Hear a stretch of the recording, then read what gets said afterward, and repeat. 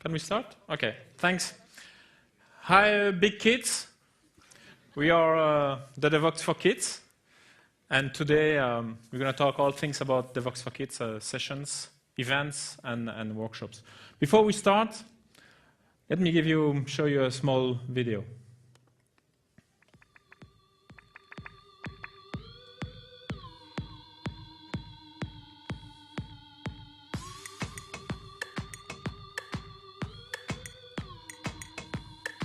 See how exciting they are?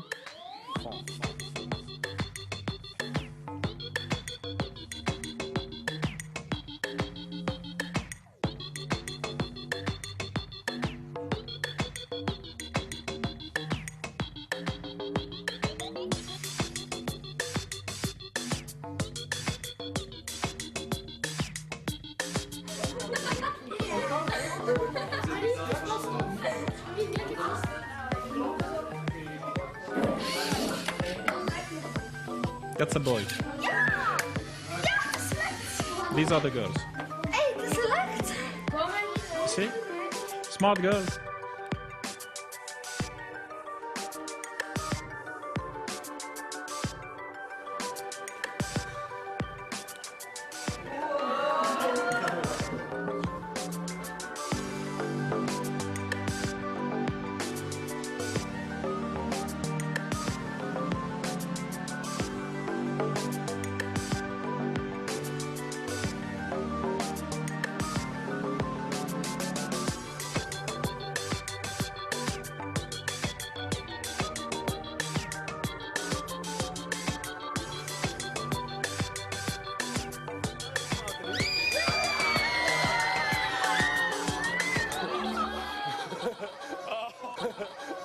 Yeah, thanks, Roy, for the wonderful mix of the videos.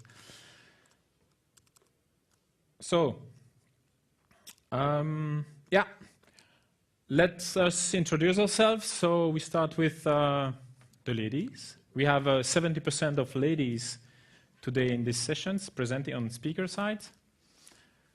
Yeah, Regina? My name is Regina ten Bruggegaten. I organized the Devoxx4Kids in the Netherlands in The Hague like 2 weeks ago. Saskia Vermeer, also from the Netherlands, organized it with Regina, and I'm also standing here as a mom of 3 children. My name is Claude Falguier, I'm French, and I organized Devoxx4Kids in France. I'm Audrey Neveu, and I'm organizing Devoxx4Kids in France with Claude. My name is Roy van Rijn, and I did the first Devoxx4Kids in the Netherlands, helped organize it. And I filmed at the Belgium edition. Yeah, you attended to the first editions. So I'm Daniel Deluca. I'm responsible, let's say, for the Devoxx4Kids in general organizations with the rest of the team. I'm not alone. It's full of people behind me and helping us to make this happening. And I'm also working on with the Belgium teams to organize our sessions in that country. Before we start, let's give you a quick status for those who attended the keynote. This might be something to refresh. So we have worldwide several teams in the US, in Canada, mainly in Europe, and also we started a partnership with JDI, the Java Education and Development Initiatives in Asia, where they named their events as JDuchess4Kids. They started already one session you see on the green tag marker over on the right side for the events. They started an event in the Philippines end of last month. And of course, you have all heard about the situation, the catastrophic situation there due to the typhoon. So I would just like to mention that the JDuchess4Kids team and children are safe. I got an email yesterday. But some teachers in schools means you have to know that those schools are completely destroyed from the ground up to the ground, and some teachers are missing. So just to let you know, if you can donate, just do it in your local countries, to help those people. So from the event point of view, thank you. From the event point of view, 18 events. So normally the Philippine team should have continued in November to create all the sessions, all the events, but of course with the situation it's not possible anymore. Main events for this year were located in Europe. Next year we're going to start events in the US, in Canada. Also we're going to add Germany in the scope for next year. First awards also for us this year. We got the Duke Choice Awards. It was very fun, and few of us attended the ceremony in Java 1 in San Francisco in September. It was very fun and allows us also to spread the word about Devoxx4Kids, but most important, how it is important to introduce children to computer science in general. That's it for the introductions. So what we will talk about in these sessions, we're going to have a lot of information on the slide. So we're going to quickly, you will see a lot of information on the slide. Why? I don't really like to put a lot of information on slide, but in this case, I think it's really important because first it's recorded. We're going to use that to give that access to parlays to the other teams or other organizations that would like to do the same things. But it will allow you not to avoid to take notes. Everything is on the slide. You can watch the session back on parlays later on. So to easily see in details all the things we can give you as advisors. This is the first part regarding the workshops, the events, how to organize them, some tips and tricks. The second part will be more related on the software we use for the workshops that we do on those events. Also, it's not just for organizing a Devoxx4Kids session, but there are a lot of parents in the room, I think. But yeah, you can also do it with your own kid. So it's not just for if you organize the event, it's just information for your own kid. Yeah, it's true. Absolutely. All the software we use are open source or freely available on the net, except from the hardware. Okay, like this robot, for example, it's kind of expensive, but we have other alternatives that you can also use and to give a nice Christmas present for your children, for example. Okay? So let's start with the... So the goal here also we just discuss among ourselves to all the things we experience during our events. So let's start with the location aspect. Let me start it. For example, for the computers and projectors, if you go to a specific schools, most of the time, or universities where we try to get access to, they have a central administration, security, firewalls, proxies, and all those security stuff. That will probably deny you the access of your local or your own computers to their network. So you need to be prepared for that too.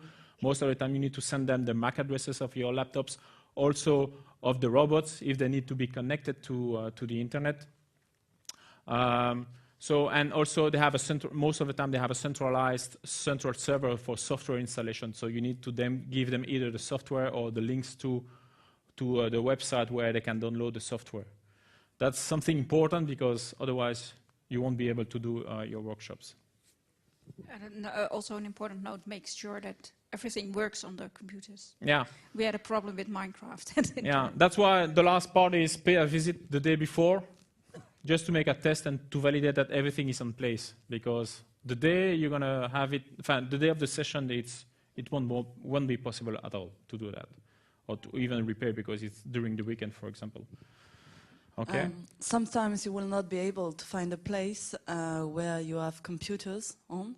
So what we are doing in this case is that we are asking parents to bring their own computer, and so we take a little more time to set up it, but it also works. Okay, good topic too. Yeah, what we actually did, we rented laptops. So we had 30 laptops where kids could work with pairs of two. And yeah, you need to know what you need for your software. Yeah, of course. So what you can do is ask also big software companies with the local offices to help you in lending you some laptops, for example. That's what we have, for example, for IBM. They are willing to provide us some laptops for the time of the sessions that we can use. it's always good to have. Also try high schools. We found out that high schools, they usually have a lot of laptops. Yeah, indeed. In our case, they also had the Lego Mindstorms. Ah, okay. Cool. And they really wanted to help, and they gave us space, they gave us food, and yeah. So there is real budget for that, even from schools. Okay. Other point important for the location is try to have, as you are dealing with children, it's always a kind of hot topic from a security point of view. All those make sure that you still have the amount of children at the end of the event. Yeah, but these are children, and guys. You know, if you have children, you know the case. Make sure the best is to have an isolated, separated room or building dedicated just for you. Try to avoid, because if you go to schools on the Saturday, sometimes they do have classes. You know, we have big guys, 21 years old, and all those, you know, things that can happen at school. It's better to have them separated, have your group separated from the rest of the school if possible. It's not always the case, but then make sure that you are always keeping in mind the fact that you are dealing with children. So the parents gives you the responsibility of their children, let's say between quote, from the time of other things. Parking lot, sign direction, it's always important to let the parents to arrive on time and to go directly to the right building officer's room or rooms. Logistics, well, food and drinks, Roy talked about this. If you can have a projector at the welcome location, let's say room, it's good to have also a slideshows. You need to have goodies. Of course, yeah, they are children, so they like to have a mug or a T-shirt from Devoxx, from Google, from Oracle, from IBM, whatever, or from the sponsors. Yeah, we had some sponsors give us goodies, and so we had small dukes and hippos and backpacks and pens. And also, one important note: don't forget the parents arriving. They like to have a cup of coffee. Sometimes they've driven 2-3 hours and. Yeah, Holland is big. Yeah, it's also important. It's a big country. No, Holland is not that big, but they drove a long way. Yeah. Also, if you can put a copy also of the exercise for the children's, you know, hand notes or labs copy, so they can. The goal is also for them to be able to continue their work or to continue to work on their software they used to have used on the sessions at home, and to show to their friends, to their brothers and sisters and families, yeah, you've seen what I've done. I'm not just doing Facebook or YouTube, watching videos on YouTube. I'm making things with computers, which is always rewarding for them and also for us. It's what we're trying to do. If you're going to take pictures of video, it's what I would like to, say, what we recommend to do, because it's always good to convince other groups or other companies to help us in these wonderful adventures. You need, depending on the region and the countries, check with your local legislations to have some documents to be signed eventually by the parents to authorize you to take pictures of their children. So we do have templates on our website you can use. Of course, make sure you take pictures that are, let's say, showable, let's say. Yeah, it's important. It means keep in mind that we are dealing with children. And also take a group pictures at the end where they're yelling. You see the videos at the beginning. It's always nice to have those enthusiasm and record it. Yeah. Do you take any insurance? Yeah, it's true. Thanks. So the question was, do we have to take insurance? It's really depending on your legislations. You know, for example, in the US and Canada, they are really strict with when we are dealing with children. They requires a lot of documents to be filled in, and they want to be fully insured at the fact that if the child is injured, whatever it can happen, it can fall on the trap, on the stairs, the robot can fall on the feet of a child and can make some damage. Of course, not just on the robot. I don't care, but to the children. So you don't have to be pursued, let's say, to the justice, because some parents can be paranoid because of this, you know. But in Belgium, we don't have this. We don't need. Of course, we try to be careful. But in some countries where the legislation and trials and lawyers are really looking for those kind of things, it's better to have some precautions. Yeah. It's also good to have somebody, I know in Holland it's mandatory to have someone who knows first aid, for example. So and have a first aid kit. Oh.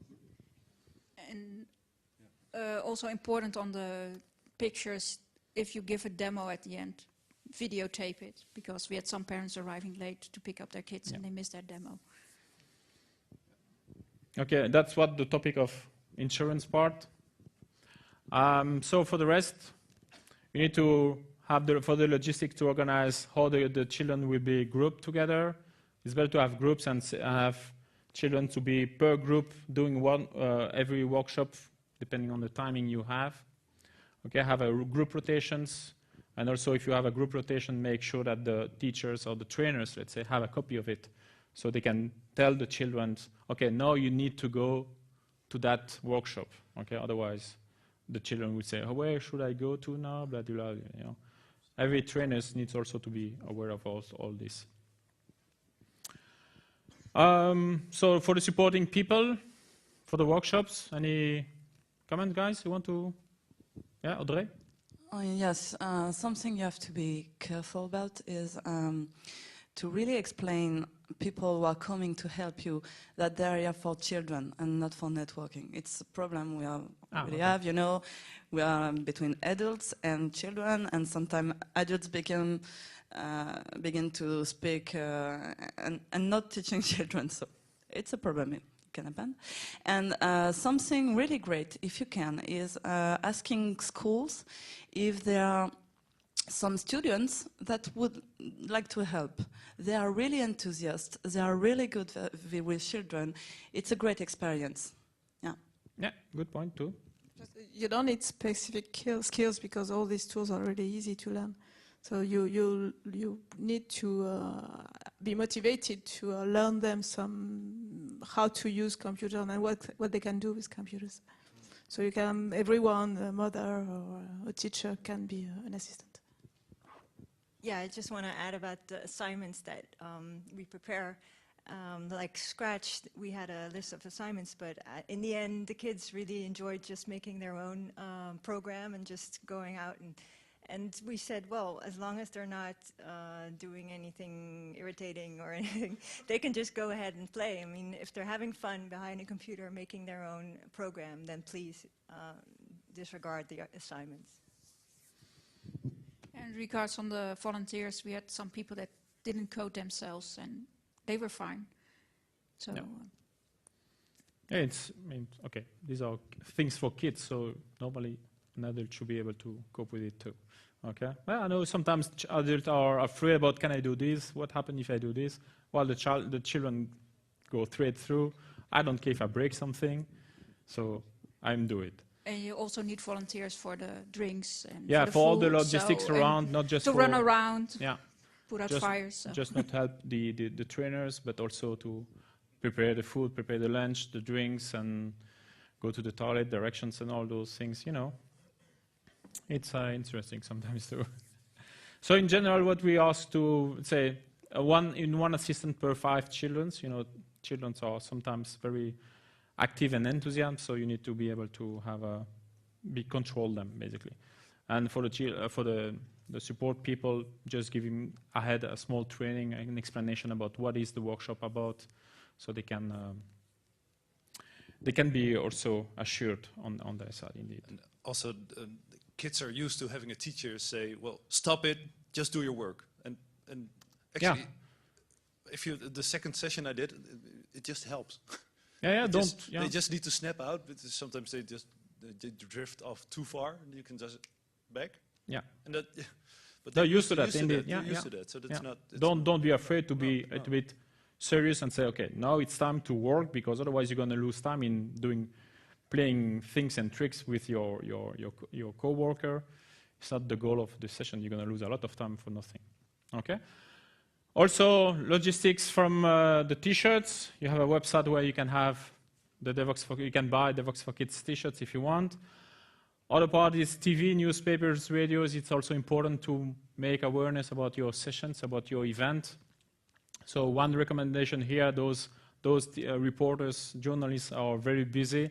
If you warn them 2 months in advance, basically they will forget you after 1 week. So it's better to eventually start 2 weeks before we're sending a small press releases, but the week before, just make sure that you spam them basically and contact them in order to make sure that they are on site on time. Okay, so in these pictures we had the National Belgium TV coming, interviewing some children, and basically it ended up to the TV news the day after. If you make your event in a museum or some space that are dedicated to digital culture, they often have a lot of contacts with newspapers and TV, radio, so it's useful. Yeah, indeed. They have local press release team, communication team that can help you also. It's good to have support from professionals in this matter. Okay, registrations. Let's say you can have an online forms. You can put on flyers, on tweet, and Facebook, etc., etc. Facebook for children and parents is the most used media communication media, let's say. You can ask a fee. Why do you can ask a fee? A small fee, a small amount, just to make sure that on the day of the event, if it's sunny, instead of the parents say, okay, yeah, we don't go there, let's go to the park having some fresh air, whatever, means you end up with 2 or 3 children. It's not enough, of course. So a small fee will, okay, I did pay anyway, we need to go anyway. And then they realize at the end it was really funny. But it's just to make sure that they are coming, okay? And also don't forget in the online registration to specify the location and to remember also re-communicate the day before, the week before the event, resend an email to those parents. Of course, you need to have the email in the form too. Don't forget next week, Saturday, Sundays, or whatever days you decide to have the event. Make sure, don't forget about the event. It will be fun for your children, etc., etc. Statistics also, we would like to get statistics. So for the teams here, we have organized a Google Doc forms where they can fill in after the sessions some statistics and forms and details of the event. Yeah, next year we just want Stefan to say at the beginning of Devoxx, there were more Devoxx4Kids than Devoxx, more attendees. Yeah, I want it. So, and we can only do that if we have the statistics. Indeed. So if you organize something, let us know. Let us know. We can update the spreadsheet. We will send you the forms, the links to the forms online, so we can fill in the forms. It will give you also some tips and tricks about what to ask the parents. What do they do as a professional life?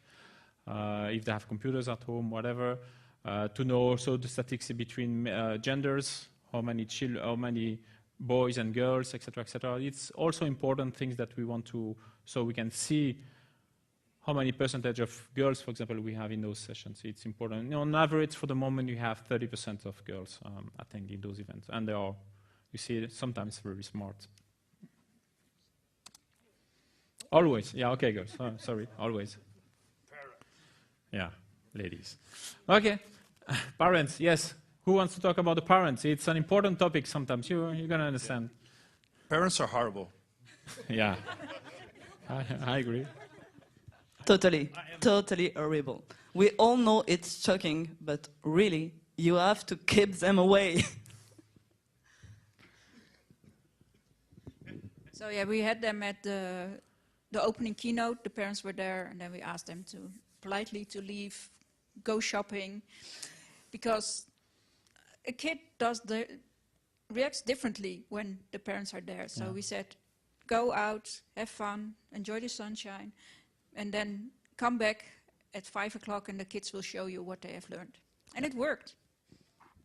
To be more positive, basically, they want their children to be the best and do something very special. And it's a lot of stress to the children. And sometimes they also tend to help him a lot and taking the mouse and doing the thing instead of the child. So it's not the goal. Yeah, but it is very important for kids to show to their parents what they did. Yeah. They are very proud. It's like if you do Scrum, you do a demo to the users, and that's twofold. It is to get feedback, but it's also to show, and you get proud from it, and you get a reward. And the kids, they have the same. So you really have to let the kids show the parents what they did. In our case, we said to all the kids, we said to all the parents, you can't go into the rooms. You can stand on the hallway, look through the window. That's fine. And last 5 minutes, they could come in, they could watch. Yeah. And quietly also, because sometimes parents are discussing to each other and together, and they say, okay, what do you do? Sometimes they make some noises. But okay, it's important, obviously, to have the children to be able to show what they have done, because they're really proud of this. Yeah, I want to add just one thing. Yeah. Keep parents away, but embrace those parents that want to help out. Yeah, indeed. Because I was actually a parent at the first Devoxx4Kids in Ghent, where I registered my kid, and then I said, wow, this is really cool. I want to be there as well. So then I said, can I help? And what do you know, a year later, I'm organizing Devoxx4Kids by myself. So. Yeah. Okay, the keynote. As a normal like Devoxx, we try to do a keynote where the parents are also assisting the keynote with their children to explain about the status of Devoxx4Kids, what we are, because sometimes they're just coming by word of mouth, events worldwide, sponsors, to thank all those sponsors, because without those guys, it wouldn't be possible. To explain the different workshops, and here it's important also to present everybody to, every trainers to present the workshops quickly, and to also show the group and the rotation planning of the day. One example, quick example, every child has a sticker with the group's numbers he belongs to, and then you can see the first one, the keynote, they see basically the first exercise, the first workshop they have to go through. And then this is for the French one, Belgium, the lunch and some relaxed moments with some snack goodies in the middle of the afternoon, okay? So let's switch quickly to workshop now. In general, what we have seen, guys, if you agree, is that we try to reduce the code typing stuff, because we are, let's say, professionals, so we can type quite quickly on the keyboard, but the children have sometimes difficulties in finding the right letters, etc., etc. So reduce it to the minimum. You can have a sort of system where they can copy-paste the code and eventually trick a little bit the code in specific places. Find analogies with the daily life. Of course, they need to be able to think about what they usually do in the daily. For example, take the exercise at school and thinking about, okay, they can ask, how should I do this? Do you remember what you probably have learned at school in with angles and all those mathematical formulas that you have to apply? This is the case where you can apply them, and then they realize, okay, that's interesting. This is how it works, finally. Okay, find something to motivate them. Really exercise that can really make them happy to continue after the session, to continue developing and to add additional functionalities, you know. Yeah, also something very important is quick results. Yeah, quick results. They see something, they change it, and they see the difference immediately. Instant feedback is so important for them. Okay. We have a list of existing materials on our website. You can have a look at it on the workshops. Okay, let's start with the first one. Yeah, Regina, Dr. Technico. Dr. Technico, it's for kids, it says age 5 to 7. Actually, it's as soon as they know the difference between left and right, then they can do this. It's with, can somebody do the switching? It works with symbols. And it's quite easy. They can draw the program, and the one they are programming is a parent. This is also great for kids' parties, and also we're using it in schools. And then the kids are a bit older. They can program each other or the teacher. And the picture is, it starts with a basic program, and the picture is of a girl that programmed her mother, that was the robot, into a hug. So I know that Saskia did this at home when she programmed the kids to go to bed. Yeah, and to brush their teeth. And brush their teeth and stuff like that. Okay, thanks. Also, if you look at the website of Dr. Technico, there are a lot of scenarios you can do with your kid. For example, pirate-based stuff, and the kids write down instructions, and the parents can, I don't know, find the hidden treasure somewhere in the room. Or you can revert the roles. Basically, it's funny. It's really funny. Scratch, So as long as they have some reading knowledge, they can use Scratch because you just have to read. So basically, it's a visual programming tool. You pick one of the characters, the cat or a knight, a princess, and so on, and you make some script by moving and assembling blocks. They are very colorful blocks, and I think it's nice for children. So basically, what we want to learn to Scratch is how to make action on an object, how to use variables, loops, and sending message between characters, between objects, or responding to events like hitting the spacebar. So it looks very simple, but you can do very powerful things, telling stories with the characters, playing music, drawing, and making small games, like small platform games. So Saskia will do a demo for you. Yeah. We'll do a demo for you. Yeah, let's switch the monitor. Let me check. Okay. Okay, so I usually give this demo on the website from MIT, but Stefan advised me not to use the internet, so I'm using the offline editor here. So one really cool feature here is the globe, and there you can change your language, so even Catalan. Any Catalans in this? No?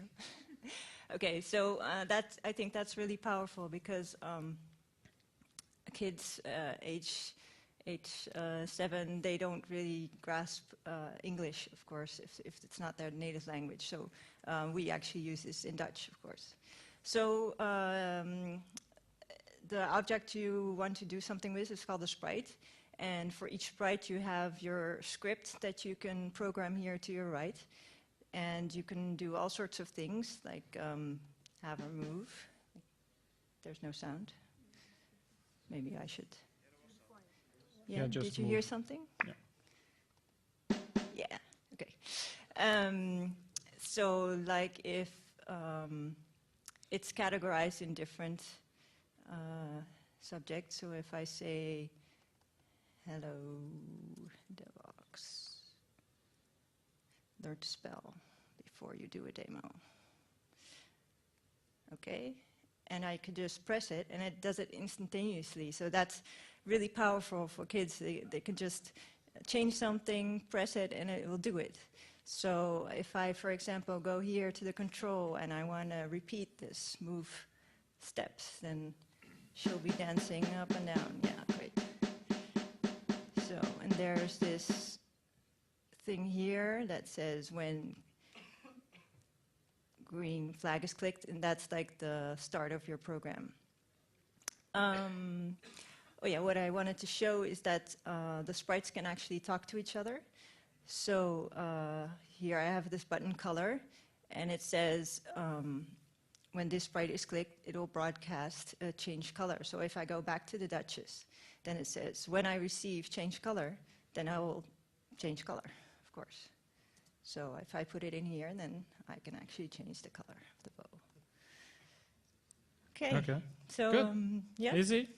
You know, and with the bricks, basically the child cannot make a mistakes because if the bricks don't fit to each other, basically it means that that functionality does not work on the system. And actually, we use this to teach non-programmers at our work to program. So there was adults programming this, and actually some programmers as well, and they made it like everything was a separate method. Interesting. And for the geeky parents, basically, you can use Scratch to connect to Arduinos and all those things. Just you can have fun too. Be prepared to have some scenarios in mind because it's open and some kids don't know what to do with that. So you have to get their motivation and help them to find ideas. Okay. Next workshops. Let's try to. Yeah.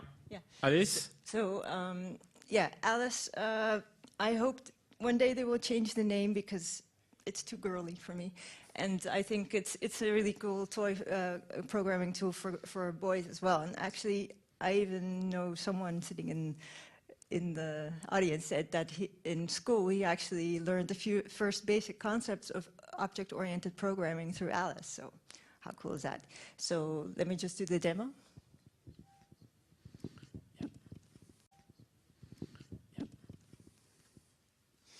And Alice is Java-based too, so it's important to know. We're using the same technology, guys. So you start off by selecting a scene. So I'm going to go to the moon. She's going to the moon? Going to the moon. Yeah, so first thing you do is set up your scene. Okay. So here you have the camera view, so you can be like a director. It's actually great for storytelling, just making your own movies. And below here you see the class hierarchy. So it's all categorized. I go to my bipads and I select an alien. And then the instance of the alien is created. So here you see the properties to the right, which you can change, but you can also just move it around and turn it. Okay. So then there's also the browse gallery. You can go by theme. So I'm in the space theme. So I go to outer space and I select the UFO, and the instance of the UFO is there. I'll squish it over there. So that's my scene. Now go to edit code. Then you see all the objects that you have available. And then I want to change the alien. You can choose from different procedures here. So if I want to move it to, for example, move it to the UFO, and I run it, then whoops, there it goes. So now I want to try to get the UFO to move towards the camera and then up and away. So then I select the UFO and move toward the camera with 10 and then move up, and I want it to go away. So let's see. Oh, it left the alien. That's okay. Okay, that's okay. No, wait, I'm not finished. So I go to the alien. Never perturb a woman. And then I go to, where is it? Set opacity. And squish it in here. I see. And I say, and then I run it. And it's gone. Yeah, you see, they have already, children with this can have already a preview of an IDE and the tools and the methods, access to the method. You see the methods, easy access to the methods of the class object. It's easy. Another tool that we also use, also Java-based, a little bit more complex than let's say, than Alice. Because there you need to compile to run the project. You can even debug it.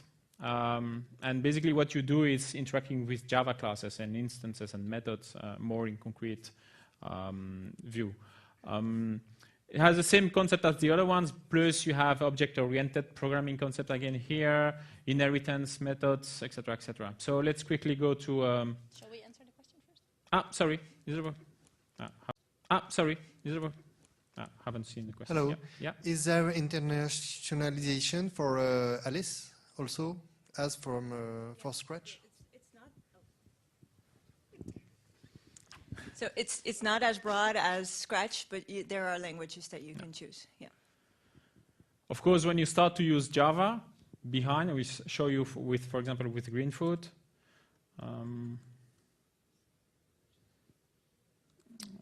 Where is this? Here. Okay. So in Greenfoot, you have the same principle as Alice.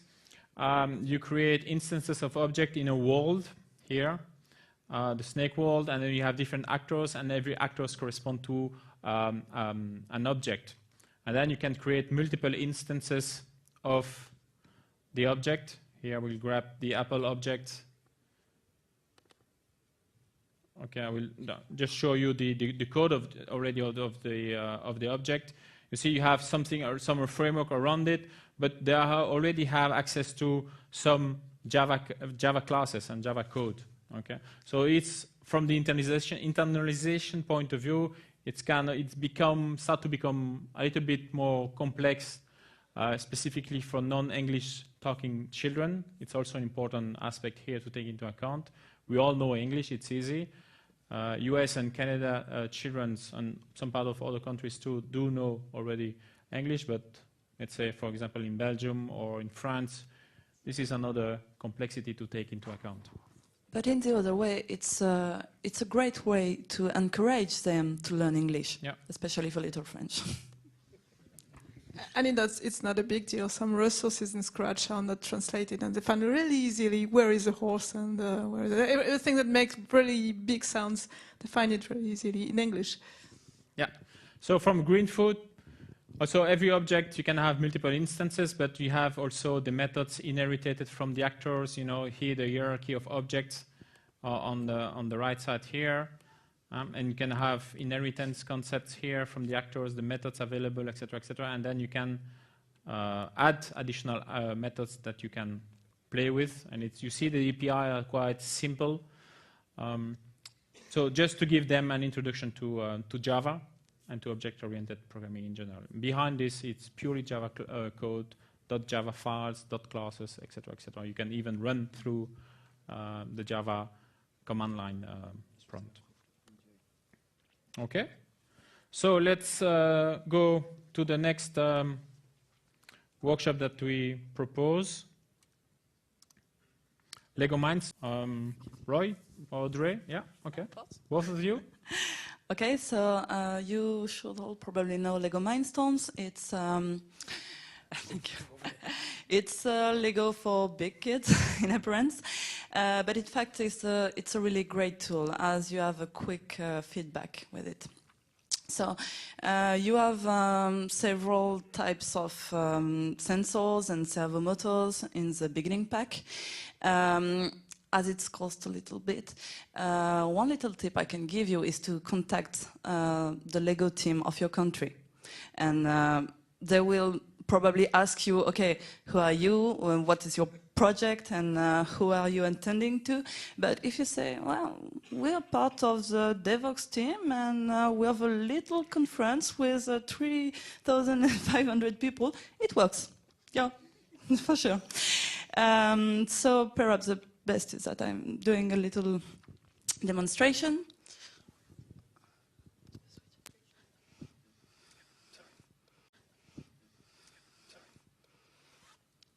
So we are programming.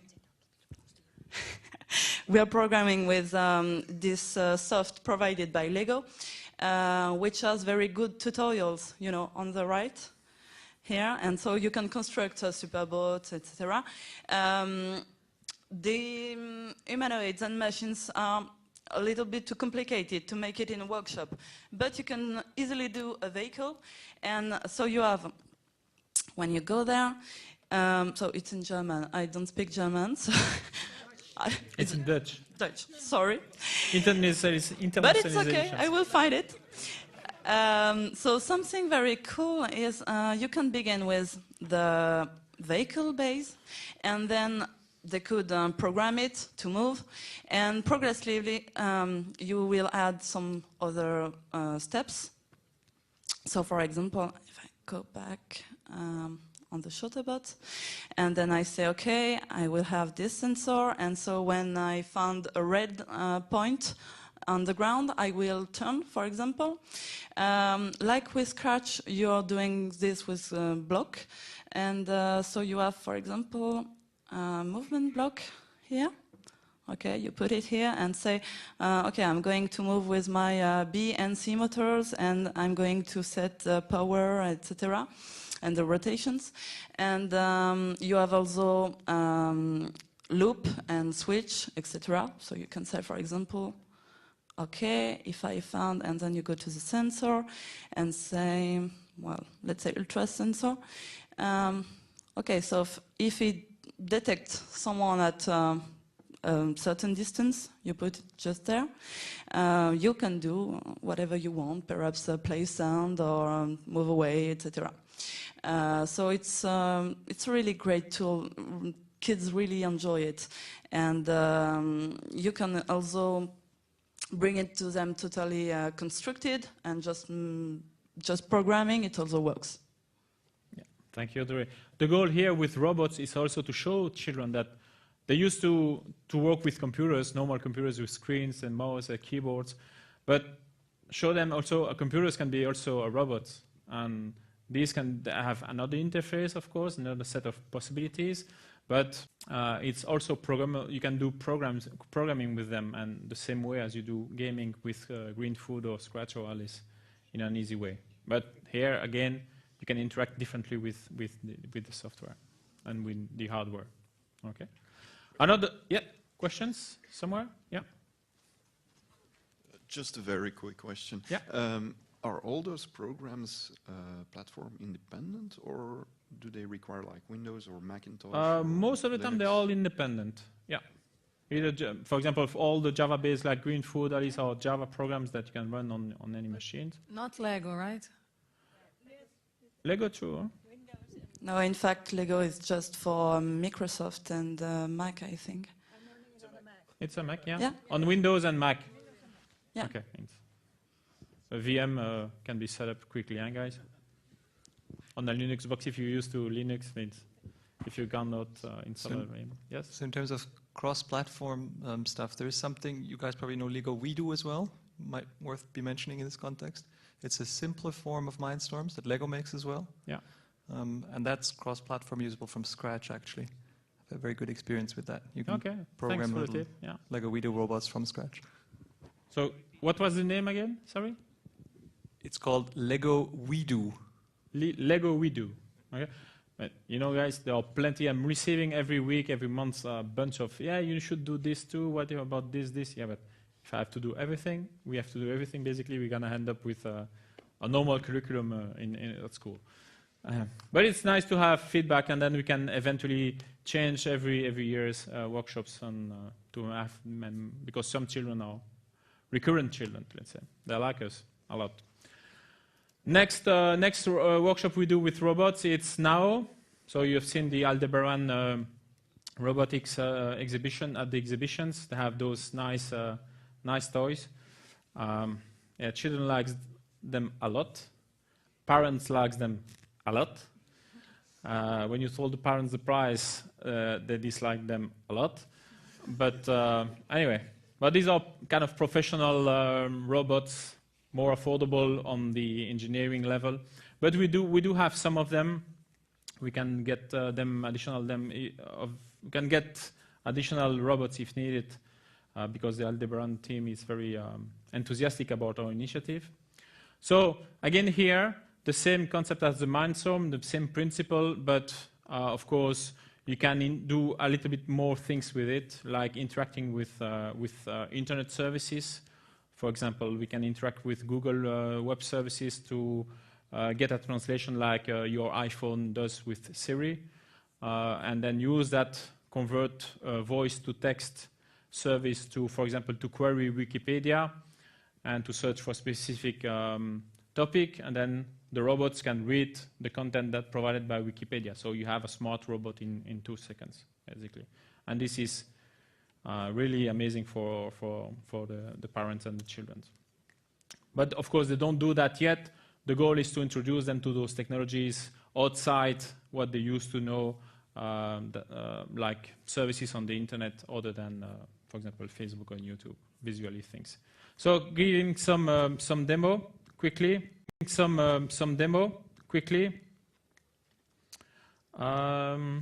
For this, we do use the same kind of tool as the Lego Mindstorm. It's called Choreograph.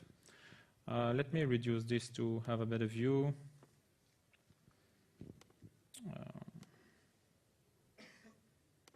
Like this, I think. Yeah. Okay. So basically, you have bricks. Let me put it 100. It should be better. So you just provide some bricks available here, like say hello. You have already pre-animated boxes libraries, so also introducing the concept of libraries, reusable component things, and then you just simply drag and drop on the system, and you make on the plan, the map, and then you make links between them. They have input. We have here the notion of input of a service of a component and output of a component. Also, kind of rollback mechanism. So you have some inputs that requires also it's succeeding in doing the action that you requires to do. But also it gives an output when it fails in doing the action you require the robots to do. So also to introduce the notion of compensations aspect of a services in case of failure. Okay, just giving a simple example to the children: when everything is fine on a car, you have green lights all over the place. When there is a failure, you need to act also because it can be dangerous. So you need to put a red light in front of on the dashboard of the drivers. So to give you quickly, so this one is the example that we teach. We do for the workshop. The goal is to have the robot to stand up. It's already a first step. To use one of the sensors, which is the infrared sensor of the robot, to approach the child, and then also to tell the child, okay, if the robot continues towards you, he's going to bump into you. So you need to make sure that the robots can stop at a certain point in time. So using the different sensors like the sonar to stop the robots, and then ask the questions, where should I put the ball? And then the child interact with the voice with the robots, and then the robots executes the order where that he has to put the ball, for example, in the box. Then the robot looks for the box with kind of QR code kind of stuff. Just to quickly give you an example, I will create a new project. Yeah, don't save this. I have already a few things. 10 minutes left. Sorry? 10 minutes left. 10 minutes left, okay. Let me just stand it up quickly. And that you will wipe his forehead. Blubs when it succeeds. Then I will just use the sensors like the tactile hands. Oops. And then I will put all the outputs here. You see, the different sensors can have multiple outputs with failures, and so I'll just put everything here, and then it will sit down, and then I will just remove the stiffness. I don't need this anyway. Oops, quickly doing this. You can already achieve some things important. You see here the software is already connected to the robot, and you see here on the webcam of the robot has some pictures, and here the visualization of the state of the robot. So let's me quickly do this. Okay, send it to the robots. Okay, stand it up and just make sure that it doesn't fall. Okay, don't move. Okay, oops. Then I will just normally have to. Okay, turrets, yeah. Okay, then I need to press, oops. Press one of the sensors in his hands. Okay, no problem. Oops. That's it, sorry. Here it is. That's it. So quickly results to the children when they see the robot standing up. Wow, I made it. Yeah, it's amazing. And it's quickly result, and you see it's very easy. Of course, you need to go into deeper details, but that's give you. You can go to the Aldebaran exhibition floor to have more. It was mine. Yeah, sorry. Oops. Let's get back to the next one. Well, yeah, just on time, I think. Arduinos. Oh, yes. I'll move here. Yeah, electronics. I don't want to stand in front of the naked dude. He scares me. It's actually good to be talking here, not looking at the Arduino. Some of you, probably all of you know it. It's cheap, so it's easy to buy for Devoxx4Kids. We did groups of 2-3 kids per Arduino, so that's maybe 50, 60 euros per group. So that's manageable. You can find a sponsor for that. What we did was we explained a bit about voltage and about amperage, and actually I had to learn it all again, but you can do that in a day. It's not that complicated. And we gave them some schematics and a breadboard, and they made musical instruments, they made flashing lights, traffic lights, and well, in the end they just got creative and they made a small music instrument with a photo sensor, so the tone changes and you've got like your own little, well, it looks like the leap motion, you can do a sound with your hand. And well, then they discovered, well, now one kid can do that, but we're with 3 kids, so we want to have 3 sensors and 3 speakers. And I said, oh, well, you've got the schematics, just do it 3 times. And yeah, it's fun for the kids to play. And we had 1 laptop, and I wrote the code, but the code's usually just 4 or 5 lines. It's very easy. So the kids would do it on the breadboard, come to me, I would check it, upload the code to the Arduino, and then run it, and then it would just run off of a wall socket, and they could just play with it. Yeah, it's nice. Yeah. The goal of the Arduinos is to show also children that behind all those computers, robots, you have motherboards and circuits, and basically that you can program those devices too. Raspberry Pi. Yes. Yeah. Okay. Regina. We were really lucky and fortunate that Stephen Chin could be part of our Devoxx4Kids. He arrived early for the big Devoxx. And he did Raspberry Pi and JavaFX. We had kids 11 to 14-year-old programming in lambdas, and we were like, we don't even know that. They had to build their own computer first, so he explained that, and then they had a game and they had to change that one. So it was good fun, and we have to learn lambdas now as well, so you can give them sometimes. So here's them doing the workshop. They had small touch screens and a roll-up keyboard. And they first had to assemble their own devices, computer. Yeah. Okay, next one, Minecraft. You know, Minecraft is the game of the moment for the children's, and we say, okay, why not teaching them how to hack the Minecraft, to make things more interesting and more powerful that their friends cannot do. Okay, so for this, Regina. But every kid knows Minecraft. Yeah, it was amazing. At our event, every kid was playing it already. So playing Minecraft, nah. Playing Minecraft, nah. Yeah. So there we use real ID, so Eclipse, IntelliJ, whatever, Java code, compilation, and starting the server, the Minecraft server locally on the laptop, so their others can join the world. Okay, Regina, I can. Yeah, I can do a small demo. Yeah. Actually, they have Minecraft Forge, and they have already a project in Eclipse, and then you can just run Minecraft from Eclipse. Which is a good part of this is that it's standalone, and you don't need a license for Minecraft to do this, which we liked.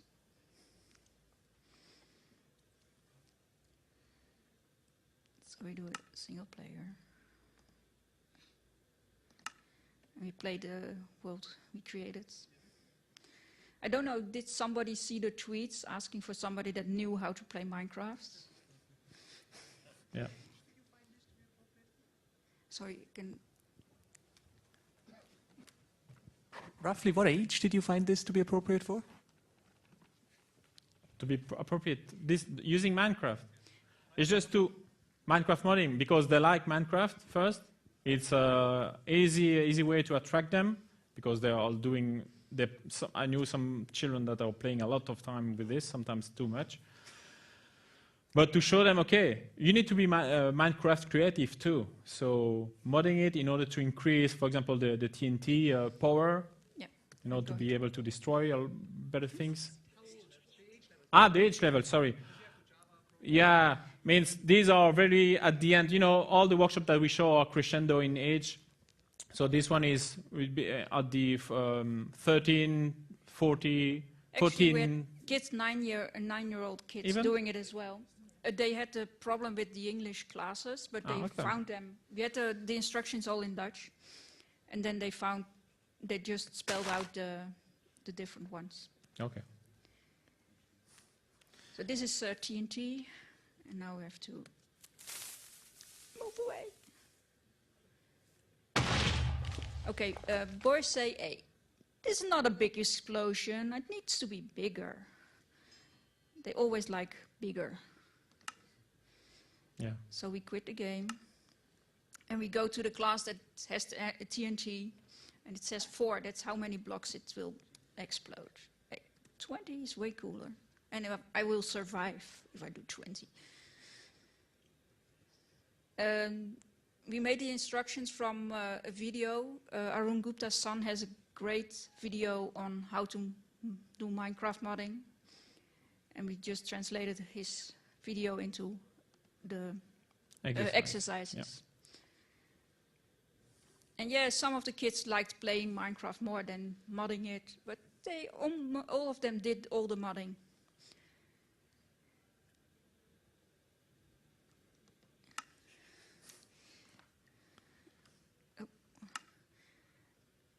And we had to really pull them away from the computers. So go a bit up. Otherwise you won't see the difference.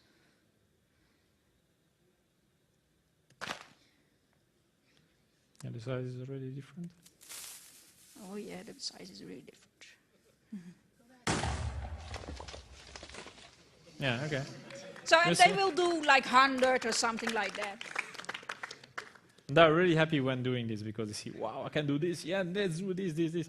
And the code is quite okay from the package naming point of view, and easy to access to the right piece of method to modify. Just on time, yeah. Kind of. So you see all the pictures, all the event. Belgium, Holland, the 2 sessions in Belgium, in Holland, yeah, and the Philippines. You see in the Philippines you have more girls, which is really also rewarding for us to have tried to increase the awareness of IT in the woman world, the future woman world. That's it. If you have questions, we can quickly outside the room. And in 10 minutes we have a buff session as well, yeah, so you're we welcome. have a buff on buff 1, I think, if I remember well. Please feel free to come and we'll get more time to discuss. Thank you.